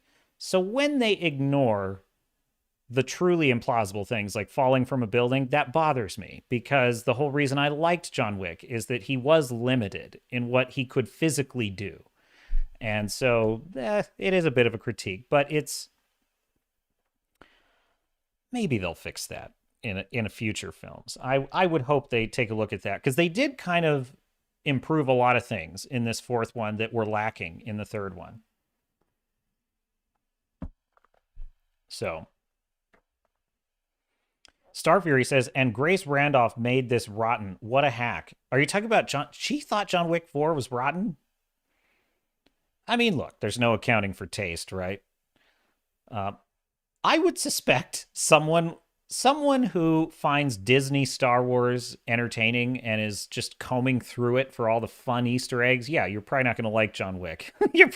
You probably really enjoy the message and all the things that Star Wars is serving up and Marvel is serving up to you, and you probably enjoy She-Hulk and all the. You really probably love this D&D movie where Chris Pine is just, he is the face of all men, just being emasculated and lampooned the whole movie. You probably love that kind of movie. So you probably definitely don't like a movie where John Wick just absolutely slaughters 50 men in the middle of traffic. In the middle of traffic. It's so good. So yeah, Grace Randolph is entitled to her opinion. I have no issue with that. David says, obviously no, they are not hacks, LOL. Oh, replying to another. Star Fury says, that reminds me, the Tokyo boss's daughter fighting style was much more realistic than most girl boss fights. Yeah, and here's the thing. If you noticed, in John Wick 3, John Wick fights a giant. He fights a man who is literally like 7 to 8 feet tall. And in that fight, he's basically getting thrown around like a rag doll, and he still beats him, right? And so that, to me, makes sense, because he uses tactics that could beat someone that's that big, right? He can't beat him with brute force. He can't. The man's giant, right? Well, this is my point. This is how you should look at, women in action films. You just simply scale. What are they capable of versus what are they not? And John Wick was not capable of overpowering this man in John Wick in Chapter 3. He wasn't capable. So he had to find another way to beat him. And he did. Because every human being has weak spots. That's just a reality. So you have to fight smart. You have to fight with tactics. So I'm totally okay with it. Look, I love badass babes. I just think badass babes are awesome. I've always liked them since I was a kid, So I got no issue with that. Just make it so that it's balanced and plausible. And look, if everyone is superhuman in the movie, then I don't mind superhuman women. I don't. I think that's totally fine. If the rules of the universe are women can do this in this universe, fine. Like Scarlett Johansson's uh, Black Widow. I always confuse her with Scarlet Witch. Black Widow, right? In Avengers, she does things that are pretty silly. But then so does Hawkeye. Hawkeye's able to like hit targets with his arrows while he's not looking. So I'm willing to accept a level of like, yeah, they can do these things. What I don't like is when they act as though the fact that Black Widow can do all these things in a fictional Avengers movie, that therefore that is inspiring to young women. It's like, but how? Like, I mean, sure, it's great to have women in prominent roles. That, yeah, I get that part, but like what these characters are doing isn't real. It's not, no human can do this, so why is that inspiring? I find that logic stupid. I don't find it inspiring to say, wow, Captain America was able to hold a helicopter on a platform. That makes me feel good about being male. What? No, it doesn't. No man can do that. So now, Superman is inspiring because of his ideals, because of his heroism, and that's fair. That's fair to say. Yes, it's inspiring to have positive role models. But then, if that's the argument, how do you account for, like, Scarlet Witch?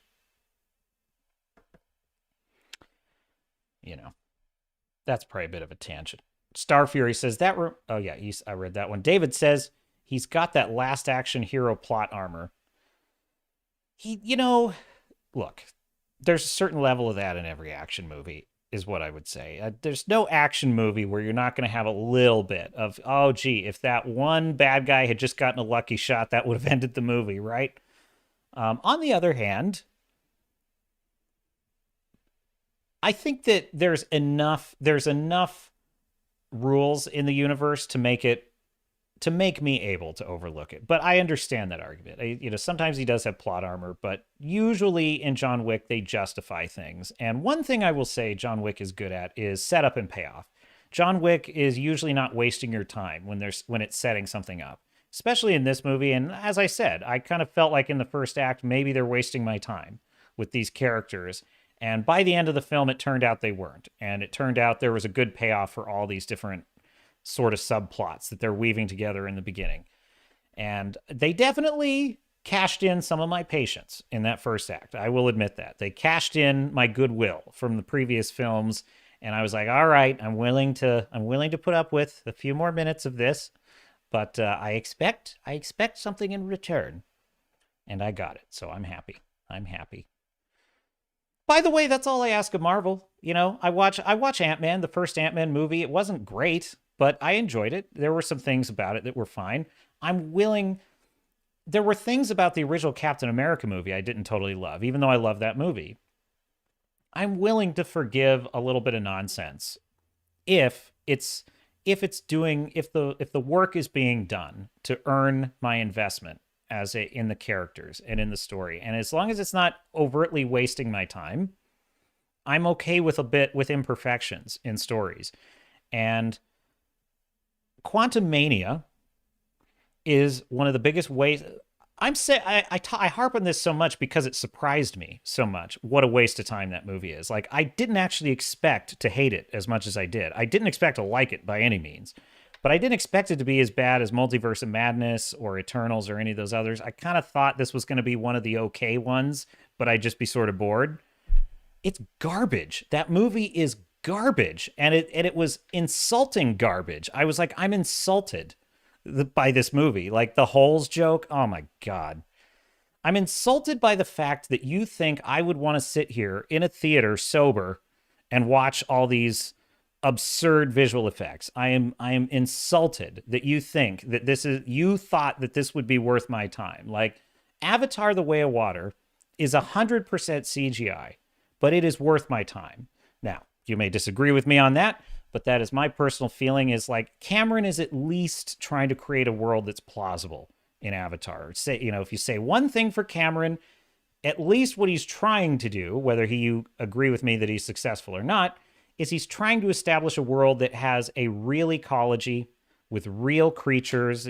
within the rules of this world that are plausible, that have a real evolutionary kind of backstory that's implied by their behavior, by the way they look, by the way they live in this world. And that is not a waste of my time. But the quantum realm, with all this nonsense about humans and single-celled organisms living together, and they're in this weird psychedelic universe, but there's also a bar. What? None of this makes any sense. It's awful. Star Fury says he made a deal, but clearly reneges on it by his actions. An excuse to have Scott Adkins in a fat suit. Yeah, I have to admit. Well, let me read your last comment, and I will reply to that. You should use a bridge background. I use one for work on Zoom call. Oh, yeah, like a Star Trek bridge. Oh, that might be too clever by half. I don't know. That's, I'm already dubbing myself the captain. One must not stretch the patience of the audience, But I would just say, on what you're saying about Scott Adkins in the fat suit, I can only assume you're referring to the guy in the poker scene in John Wick Chapter 4. There's a really big, burly guy that John Wick fights. There were a couple of moments in that fight that were unintentionally funny. I will admit. There were a couple of moments where I thought, those movies where Melissa McCarthy is like a superhero and she's clearly not capable of being a superhero, but they put her on wires and they have her doing absurd backflips, and that's where the comedy is coming from, is because she's doing these implausible backflips that are obviously on a wire. I kind of got that vibe a little bit from that scene. I'm sorry. I really did.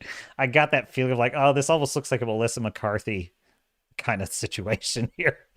Not bad. It was just a couple of moments. It was like a couple of frames where I'm like, I don't know. That's a little silly. But the actor was so good. He kind of sold it anyway. So, it's a wash on that one. But the poker scene, that is good.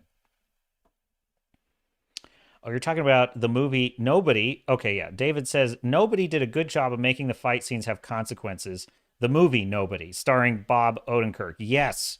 If anyone has not seen that movie, Nobody. That's literally the title. And Bob Odenkirk plays this retired, I forget, was he an intelligence guy? I think he was like an intelligence wet work guy, if I remember correctly. It's been a couple of months since I saw it. Essentially a government hitman, more or less. But he's retired, and he winds up getting embroiled in, a dastardly plot. And there is this scene where he's fighting a bunch of hooligans on a bus. It's one of the coolest fight scenes I've ever seen in my life. Like, bar none. And here's why. Because it's a Jason Bourne style fight scene. Like a Liam Neeson in Taken style fight scene where he's a man with a certain set of skills. But the difference is it's how it would actually look if people were beating up on each other that way.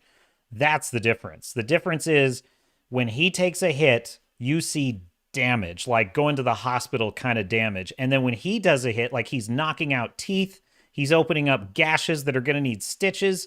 And you can see the fatigue also. You can see the pain that it's causing him to have to inflict these wounds.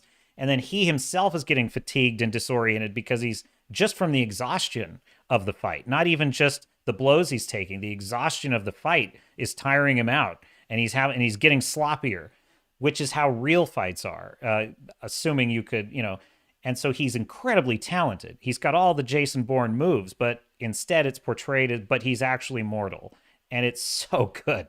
It is brutal. It's one of the most brutal fights I've ever seen in that style of that kind of like, oh, I'm a Liam Neeson, Jason Bourne kind of guy, but with the real consequences of that. So check that out. Fu Man Blue is in the chat. Hail Fu Man Blue. How are you?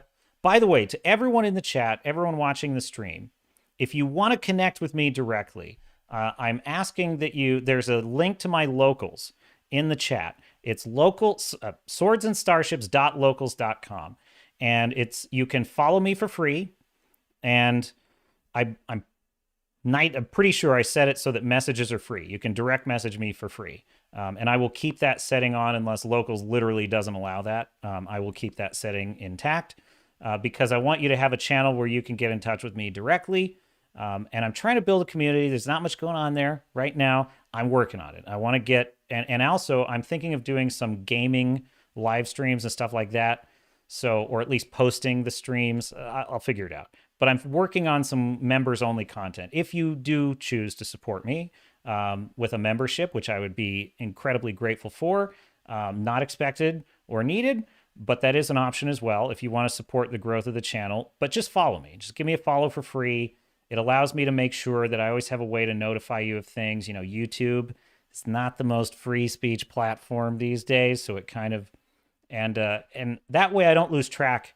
I don't lose track of you because I appreciate Fu Man Blue's been in the chat since the very first stream, and that means a lot. So give me a follow on Locals. That's really my main channel for connecting with you. And I'm also building a Discord, and that is also linked in the description, which is probably too much information. But yes, both of those links are down there. That link will expire in 7 days, but I'll update it on every stream. So if you want to join the Discord, that is also an option. And David says, "Hail Fu Man Blue," and I agree with David. Hail Fu Man Blue. David says, "Bus scene rules." Right up there with the hallway scene in Daredevil. The tracheotomy was a trip. Oh my God, I forgot about that. He does a tracheotomy. I won't tell you anymore. If you haven't seen Nobody with Bob Odenkirk of Better Call Saul fame, you must see it. You must see it. It's a great movie. And it's a great palate cleanser if you've been watching a bunch of Disney bilge.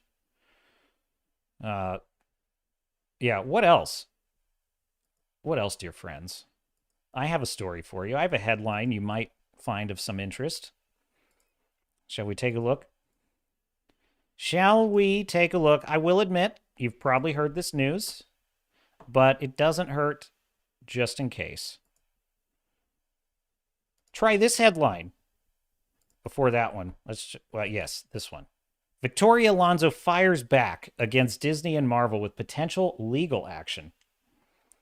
The former executive producer is not going away quietly. So, of course, I'm sure everyone in this chat knows Victoria Alonso, one of the number 2 over there at Marvel Studios, who is responsible for some of the most cringe red carpet interview takes. She was the one that had the genius idea that, maybe X-Men is a bit of an outdated title because there's also women in the X-Men. And so we should call them the mutants or whatever dumb crap. She was also the one that corrected the pronunciation of Namor to Namor. It's Namor.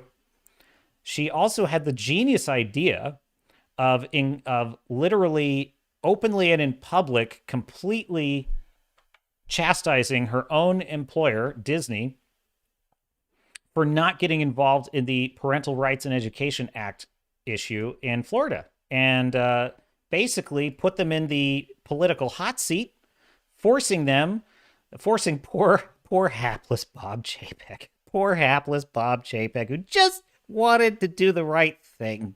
Getting involved in the internal affairs of a state in which he had no business getting involved in. And now Disney has lost its tax status for Disney World and is losing billions of dollars. And every single Marvel movie is failing. This would be her.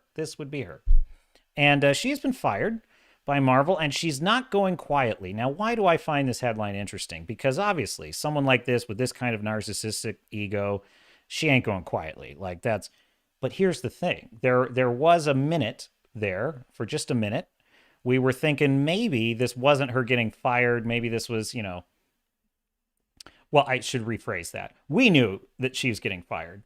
What we were thinking was Disney would try and pull that old line of oh no, it was a mutual decision. She, time with her family. She's going to focus on other things, etc. Trying to hide the fact that shit has hit the fan over there at Marvel and its heads are starting to roll. But of course, corporations, they live in absolute fear of embarrassment. And so they always try to hide the truth. But in this case, there's no bones about it. If she's talking about a lawsuit, then that means she was fired. She was fired, friends. There is no doubt about that. The Victoria Alonso situation is playing out exactly as I said. As it's learned, the former Marvel exec is weighing legal action against Disney and Marvel over her sudden firing. This from Matt McGloin of Comic Book News. Last Monday, Sod announced that Victoria Alonso was no longer with Marvel after 17 years, with it learned she had been fired. It has, that must be very painful to spend all that time. You fired the fans, Miss Alonso. You fired them, and now you've been fired. So, turnabout is fair play. It has been further reported that Alonso clashed with the heads of Marvel, Kevin Feige and Louis D'Esposito, and that, in part, her firing was due to the problems at Marvel with the VFX artists and studios. The failure of Ant-Man and the Wasp: Quantumania, and I said her woke politics are also to blame. So, I don't think it's her woke politics that got her fired. Obviously, now running her mouth in public about her woke politics might get her fired, because here's the deal. If you have ever worked in the corporate world, you cannot go around running your mouth in public about things that are deliberately attempting to shame your own company. This is the absolute arrogance and insanity of entertainment executives. Like, only in the world of entertainment and Hollywood could anyone get so entitled and so arrogant and so up their own asshole as to think they could do this. Like, it wouldn't matter if she was upset about them, not getting involved in the parental rights bill. If she really cared about it, if she really was that upset, the proper way to deal with that is to go up her chain of command and raise the issue and say, you need to do something about that, which tells me that had nothing to do with it. She wanted virtue signal points. She wanted clout, and she thought she was untouchable. She thought she could go out there and call her own company out on the carpet, and they couldn't do anything about it. And she fucked around and she found out, didn't she? But in no other corporation could anyone but a lunatic even consider such a course of action, because they would be immediately fired. Imagine if some dimwit at Pfizer went around spilling the beans about, what they're really researching. Oh, wait, no, we have seen things like that happen, and we know what happens to them. So, getting back to the article, I also said to look for the narrative to play out that Victoria Alonso would be billed as the hero of the LGBTQ community who stood up to Disney and Marvel and got fired for that, which, in her world, her plan was to be exactly this first half of it. She was going to be the hero of the LGBTQ community who forced Disney and Marvel to get with the program and get woke and do the right thing and fight injustice. That was the narrative she thought she was going to get, and she didn't get that. Deadline reports Victoria Alonso is making it clear to Bob Iger, Kevin Feige, and everyone at the House of Mouse that she is not going quietly, as Alonso has retained the services of Patty Glasser of Glasser, Weil, Fink, Howard, Avchin, and Shapiro LLP, who released the following. I want to read that again. The services of Patty Glasser of Glasser, Weil, Fink, Howard, Avchin, and Shapiro LLP. Call Glasser, Weil, Fink, Howard, Avchin, Shapiro LLP for all of your slip and fall claims. Have you been injured in an auto accident? Do you have a settlement due? Call the firm of Glasser, Weil, Fink, Howard, Avchin, Shapiro LLP. See, that's a hard one, I think. And this is the statement that her legal team released. The idea that Victoria was fired over a handful of press interviews relating to a personal passion project about human rights and democracy that was nominated for an Oscar and which she got Disney's blessing to work on is absolutely ridiculous. Victoria, a gay Latina who is so gay, who had the courage, the stunning and brave courage to criticize Disney, was silenced. And then she was terminated when she refused to do something she believed was reprehensible. Does it not stun you, the moral virtue of these people? Does it not just shame you, the absolute moral perfection? They who are perfectly happy to be silent when Disney quietly censors the images of their black characters on the poster so that China will be okay with it. They who carefully remove any references to the LGBT community from any movies that they have to release in, say, the Middle East. I am humbled by the moral virtue of these people. Resuming with the quote, Disney and Marvel made a really poor decision that will have serious consequences. There is a lot more to this story, and Victoria will be telling it shortly in one form or another. I'll blow your house down. A spokesman for Disney also told Deadline, which reveals additional details behind her firing, it's unfortunate. Oh, God, don't you just love corporate speak? By the way, this is how all of corporate America is. All of it. It's all like this. It's why I hate it. It's why I want out of it. It's unfortunate that Victoria is sharing a narrative that leaves out several key factors concerning her departure, including an indisputable breach of contract and a direct violation of company policy. And we will continue to wish her the best for her future and thank her for her numerous contributions to the studio. Oh, yes, you mean that giant turd called Ant-Man Quantumania that lost you money? You mean the Mandalorian that's like sinking? I mean, I know she's on Marvel, but she's you know that Disney World that's now no longer benefiting from all those sweetheart tax benefits that no other amusement park got? Yeah, I would thank her for those contributions as well. And well, you should, our friends at Disney. Yes. Don't we just love to see it? Don't we just, this is the politics of the corporate world right here. This is lying for a living. This is obfuscating the truth for a living. This is what they do. Well, we wish her the best. We wish her the very best, and we're disappointed. We're very disappointed. God, it's just, you have to lie. You have to be a liar to be in corporate America. It's like, look, no offense.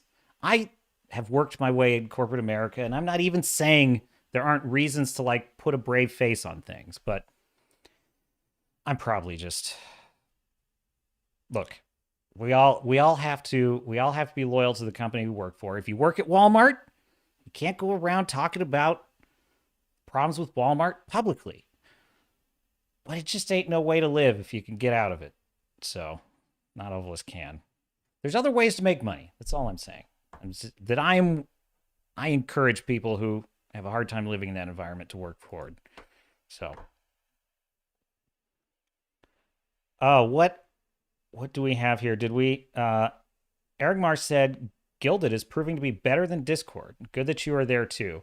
I'm a little bit of a neophyte on those platforms. I'm kind of new to them. I'm used to Discord because I've used it for other things, and so I don't know. I will think about Gilded as well. Let me know in the chat if there's more interest in Gilded. Then maybe I'll do that instead, because there's not much happening on the Discord just yet because we're just getting it rolling. So maybe Gilded is a better way to go. David says, sorry, my bad on the spoiler. What was the spoiler? Well, don't repeat it. Oh, my God. Gotta bounce, y'all. Lovely chatting with everyone. Well, thank you, David. Thanks for coming in. And permission to disembark granted. Eric Marr says, she is grade A woke hack. And have a great evening. Well, thank you, Eric Marr, also known as Black Knight. Check out his book on Amazon. Thank you for joining. I appreciate it. King Tiberius, never talk about your bosses in the public space. Yes, I'm probably being, look, I should dial back the hyperbole. There are plenty of ethical corporate environments, right? There are plenty of ethical businesses. And there are ethical reasons for not running your mouth about things, because part of it is you are on a team, and the team has to have an official story that aligns, because a team is made up of individuals, and individuals are bound to disagree from time to time. So there needs to be a way to work that out internally and then decide, okay, and we're putting forth what into the world. You can't have mixed messages. But it is certainly true that there's plenty of corporations that are just engage in lying pathologically. And to the extent that I've worked in the corporate world, it has been for companies I considered ethical, and that I considered, as ethical as possible. And yet, it just is taxing to constantly have to go through that And I'm not even blaming the companies. It's just the reality of business to some extent. I mean, at some point, Swords and Starships becomes a large employer with hundreds of employees and production budgets and everything. Yes, there will have to be a company line. There will have to be. But there will also be an effort to be as transparent and as authentic at all times as possible. And I think there you can do that without, but you cannot have employees that are going around just, calling you out because it's not appropriate. There's a chain of command. Here's a good example for my Star Trek fans, Star Trek aficionados.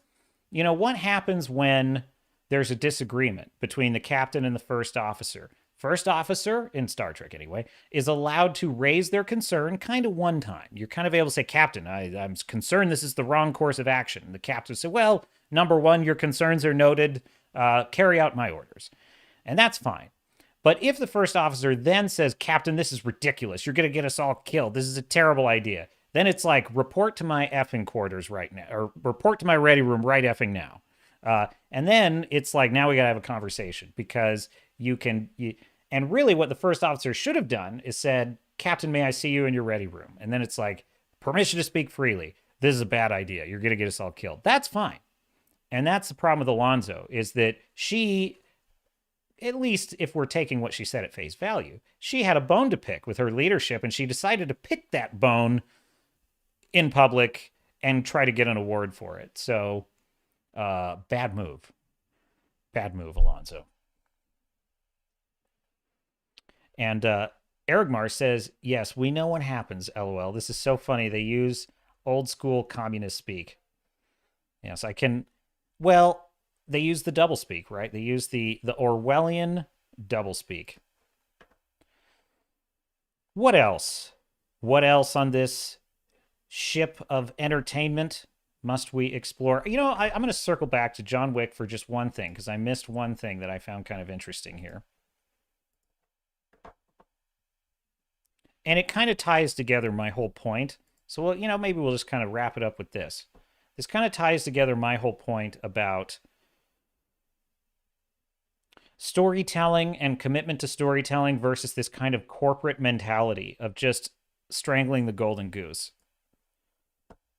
So I just kind of happened across this headline, and it's nothing particularly dramatic, but I found it interesting because the director of John Wick basically said, here the headline goes, I don't know how to do it. Director rejected studio's offer for John Wick Chapter 5 despite Keanu Reeves' success in $600 million franchise. This from Fandom Wire. Chad Stahelski's contribution to the John Wick franchise. Chad Stahelski is well known for making the John Wick franchise a success. Stahelski.